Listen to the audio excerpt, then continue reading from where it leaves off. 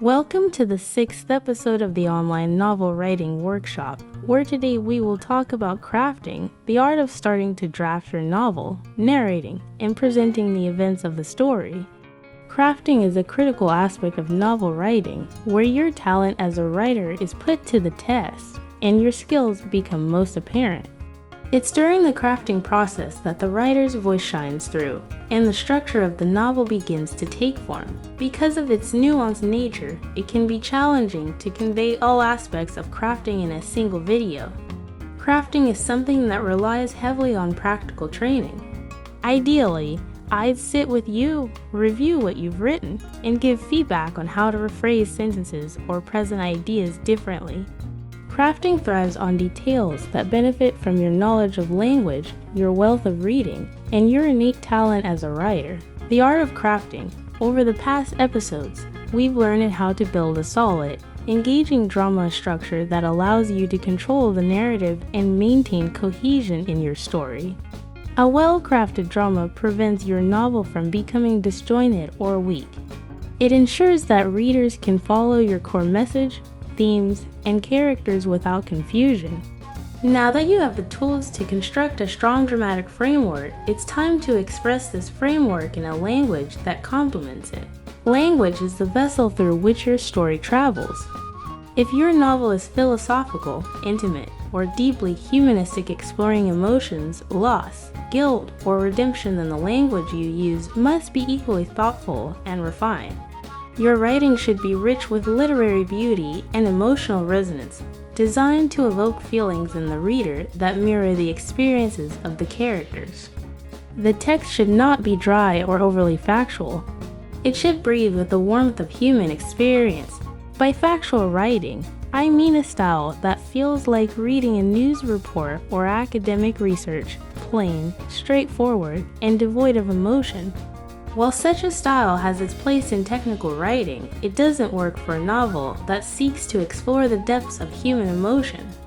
However, if your novel falls into genres like thriller, crime, or horror, you'll want to strike a different tone.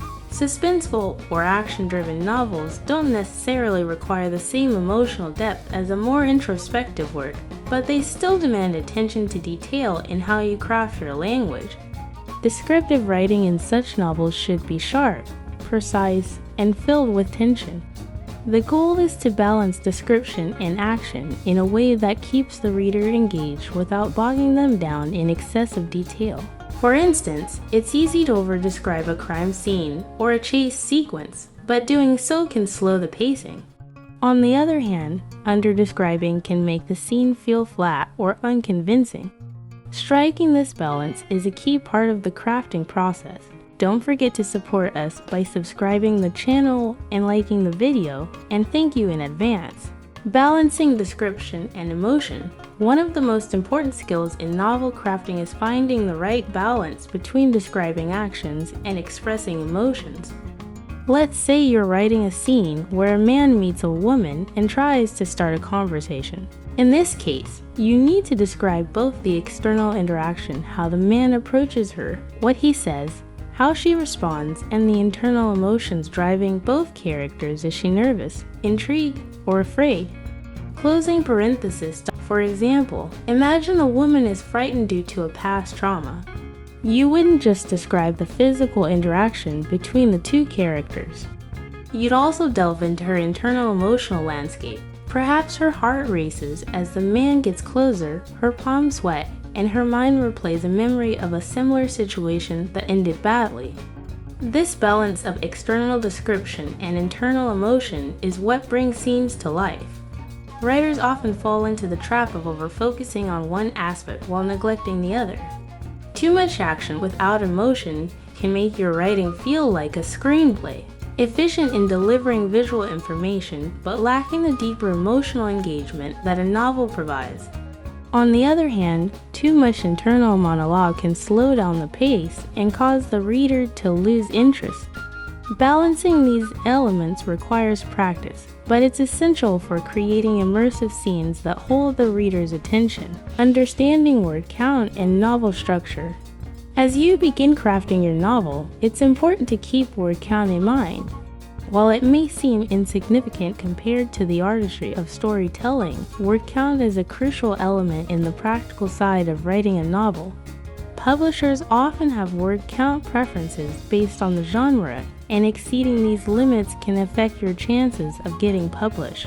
For example, a novel that stretches beyond 150,000 words, around 600 pages, may be considered too long for many publishers due to the costs involved. As a general guideline, aim for a word count that aligns with industry standards. A typical novel may range from 70,000 to 90,000 words, though shorter novels or novellas may fall between 40,000 to 50,000 words. Knowing your target word count early on helps you structure your novel and maintain focus. Without a clear sense of how long your novel should be, it's easy for scenes to expand unnecessarily, which can lead to pacing issues or structural problems later on. With your word count in mind, start thinking about how your novel will be divided into chapters. Each chapter should serve a specific purpose, advancing the plot, revealing character development, or building tension. Mentally break down your novel into these segments, planning how one chapter will flow into the next. You don't need to write these down in detail right away, but having a mental roadmap will guide you as you draft your novel. Refining your language. As you craft your novel, one of the most effective ways to improve your writing is to refine your language. This can mean cutting unnecessary words, avoiding cliches, and tightening your prose to make it more impactful. A well-crafted sentence doesn't just convey information. It evokes a feeling, paints a picture, or deepens the reader's understanding of a character or event. For instance, instead of writing "we only need to admit," you could simplify it to "we need to admit," or further still, admitting. This method of condensing your sentences helps maintain clarity and elegance. Similarly, be mindful of overusing common verbs like was or were. While they're often necessary, relying on them too much can make your writing feel repetitive or flat. Finding more dynamic verbs can make your writing more vivid. Another common area to refine is avoiding unnecessary phrases. For example, instead of writing "in order to," you can simply use "to." Small changes like these can make a big difference in the readability of your writing. Reading as inspiration for crafting. Reading is an invaluable tool for any writer. When you read, you expose yourself to different writing styles, structures, and voices. This helps you not only in developing your own voice, also in recognizing what works and what doesn't in storytelling. Each book you read adds to your creative toolkit, giving you more options when it comes to crafting your own novel. Consider keeping a notebook where you jot down passages that resonate with you or techniques you'd like to try in your own writing. This can serve as a source of inspiration when you're feeling stuck or looking for new ways to approach a scene. Final thoughts on crafting. Crafting is an art that takes time, patience, and practice. It's where your passion for storytelling and your skills as a writer come together to create something meaningful. While I've shared some general advice here, the true mastery of crafting comes from sitting down at your desk, experimenting with different approaches, and learning from each draft you write.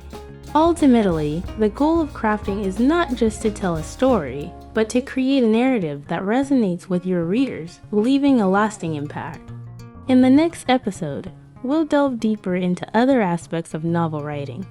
Until then, keep writing, stay inspired, and don't forget to subscribe to the channel for more tips on how to write a novel. Thank you for watching.